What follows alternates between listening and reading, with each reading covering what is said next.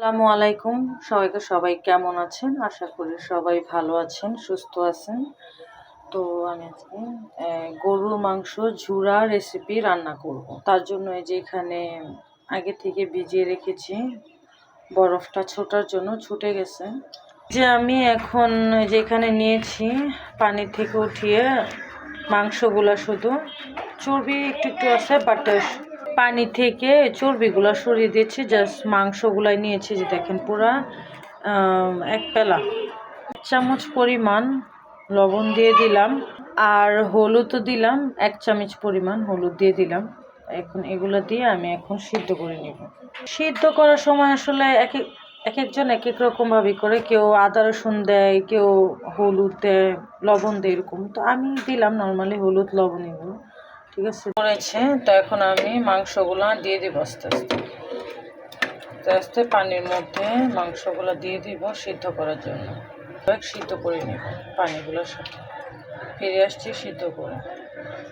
আমি চুলা থেকে নামিয়ে, ঠিক আছে, একটু হালকা ঠান্ডা করে নিয়েছি। তো এখন এগুলাকে জোড়া করে নিব। তো আমি এই যে জোড়া মাংসটা এই যে এটার মধ্যে দিয়ে মেশিনে দিয়ে ঘুরে ঘুরে একটু জোড়া জোড়া করে নেব। এই যে এটা দিয়ে হচ্ছে গিয়ে মানে সবজি, যে কোনো রকম সবজি একটু ছিলে কেটে 2-3 টুকরা করে পরে এটার মধ্যে দিলে অনেকটাই হয়ে যায়, জোড়া জোড়া হয়ে যায়। তো এখন মাংসটাও এটার মধ্যে দিয়ে আমি জোড়া করে নিয়েছি। তো এই যে দেখেন, এই যে ব্লেন্ডারটা দিয়ে আমি জোড়া করে নিয়েছি। দেখেন এইভাবে প্রত্যেকটা মাংস আমি জোড়া করে নিয়েছি। সময় নিয়ে করতে হবে, যেহেতু এই জিনিসটা ছোট, ওই জন্য অল্প অল্প করে দিয়ে অল্প অল্প করে জোড়া জোড়া করে নিতে হবে। তো আমার অনেকগুলাই জোড়া জোড়া হয়ে গেছে। তো আস্তে আস্তে আমি সবগুলো করে নিচ্ছি। তো দেখেন আস্তে আস্তে আমি সবগুলো করে নিব, একটু সময় লাগবে, সময় নিয়ে আস্তে আস্তে করতে হবে। তো দেখেন এই যে আলহামদুলিল্লাহ, দেখেন আমি 2-3 বার করে আস্তে আস্তে প্রেস করে করে আমি করে নিয়েছি, ঠিক আছে। দেখেন কত সুন্দর করে হয়ে গেছে। দেখাচ্ছি কতটা সুন্দরভাবে জোড়া হয়ে গেছে, একদম ঘুরি ঘুরি জোড়া হয়ে গেছে। ওই ক্যামেরায় হয়তো বা ভালোভাবে বোঝা যাচ্ছে না, এনে দেখ কত সুন্দরভাবে জোড়া জোড়া হয়ে গেছে। এভাবে আমি করতেছি, হাত দিয়ে দেখাই যে দেখেন কতটা সুন্দরভাবে জোড়া হয়েছে।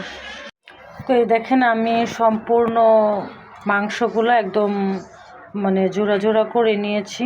আপনারা ইজিলি, এমনিতে তো হাতে করা কষ্ট, সারা সময় লাগে অনেক বেশি। তো এর থেকে এরকম ছোট্ট একটা গ্রাইন্ডার আপনারা এই যে এটা নিয়ে নিতে পারেন। এগুলো এখন অ্যাভেলেবেল পাওয়া যায়, ছোট বড়। আমি তো ফার্স্ট টাইমে যখন অনলাইনে বের হয়েছে তখন আমি নিয়ে নিয়েছি, ঠিক আছে।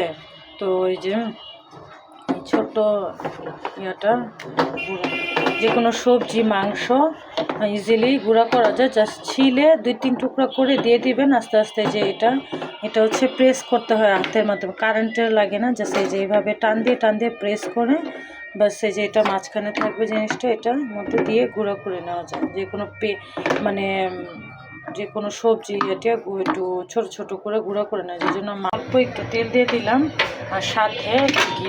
আমি এই যে ঘি দিয়ে দিলাম 1 টেবিল চামচ ঘি দিয়ে দিলাম। তেলের সাথে 1 টেবিল চামচ ঘি দিয়ে দিলাম। এখন মেল্ট হোক। তো দিয়ে দিচ্ছি প্রায় কুচি করা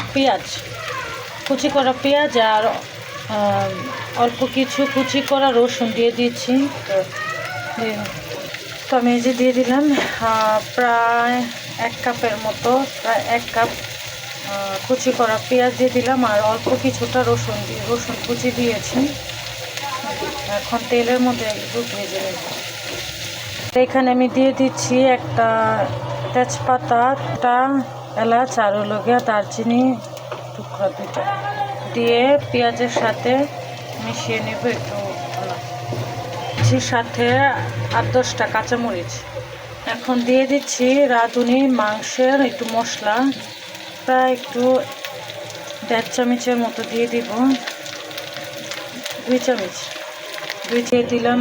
1 চামচ পরিমাণ আদা বাটা দিয়ে দিলাম। 1 চামচ পরিমাণে রসুন বাটা দিয়ে দিলাম। একটু বেশ কিছু পরিমাণ গরম পানি দিয়ে দিব, যাতে মশলাগুলো পুড়ে না যায়। সামান্য কিছুটা পানি আগে দিয়ে এখন নেড়ে ছেড়ে মিশিয়ে নেব মশলাগুলো।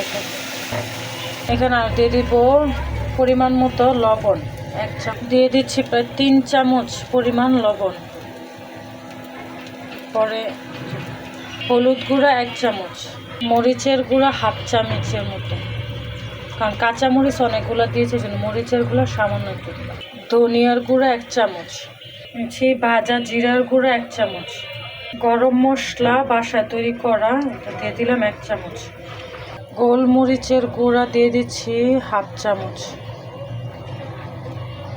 দিয়ে দিচ্ছি অল্প পরিমাণে কিছুটা সস, আর একটু পানি দিয়ে নিব, যেহেতু অনেকখানি মশলা দিয়েছি সামান্য একটু পানি দিয়ে মশলাগুলো এখন কষিয়ে নিব 1-2 মিনিট সবগুলো একসাথে। মশলা সব দেওয়া কমপ্লিট, লবণ। তো এখন দিয়ে দিব জুরা মাংসগুলা,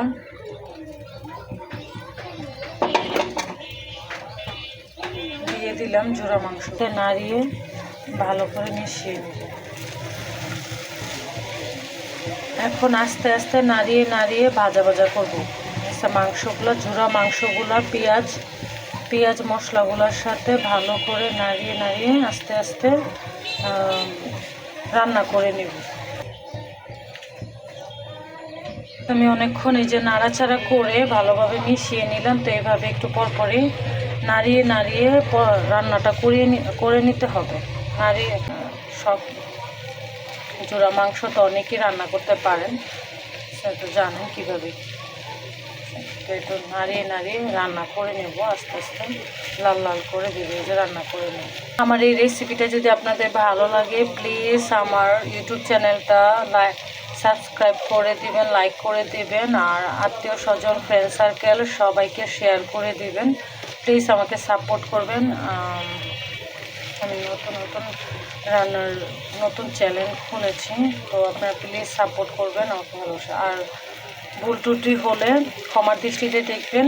আর কমেন্টস, আপনারা আমার এই রেসিপিটা ভালো লাগলে বাসা রান্না করে কেমন লাগলো, রান্না করে খেয়ে কেমন লাগলো আমাকে কমেন্টসে জানাবেন। আর কোনো রেসিপি দেখতে চান, রান্নার রেসিপি, তাহলে আমাকে কমেন্টসে জানাবেন। আমি আপ্রাণ চেষ্টা করব আপনাদেরকে সেই রেসিপিটা রান্না করে দেখানোর জন্য। তার ঝালটা কতটুকু হয়েছে তো আপনাদেরকে জানাবেন। আপনাদের যতটুকু ঝাল খান, লবণ খান, সে অনুযায়ী দিয়ে দিবেন, ঠিক আছে। ঝাল তো অনেকে কম বেশি খায়, যার যার টেস্ট অনুযায়ী, ঝালের টেস্ট অনুযায়ী দিয়ে দেবেন। আমরা একটু ঝালটা একটু বেশি খাই, এই কারণে একটু গুঁড়া মরিচ একটু বেশি করে দিয়েছি। এই পর্যায়ে একটু ঘি দিয়ে দিচ্ছি, প্রায় 1 টেবিল চামচের মতো। আগে 1 টেবিল দিয়েছি আর এখন আর 1 টেবিল দিয়ে দিলাম। প্রায় নাড়তে নাড়তে অনেকক্ষণ হয়েছে, আমি অনেকক্ষণ নাড়িয়ে নিয়েছি। এখন একটু ঢেকে 2-3 মিনিট একটু তুলে দিলাম, তুলে আর একটু নাড়িয়ে নিব, নাড়াচাড়া করে নিব।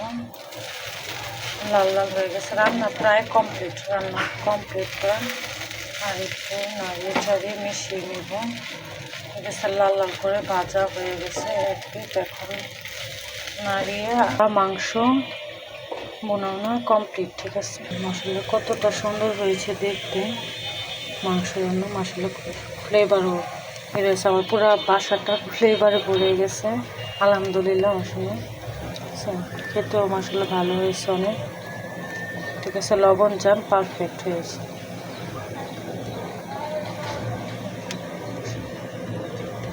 সবাই ভালো থাকবেন, আসসালামু আলাইকুম।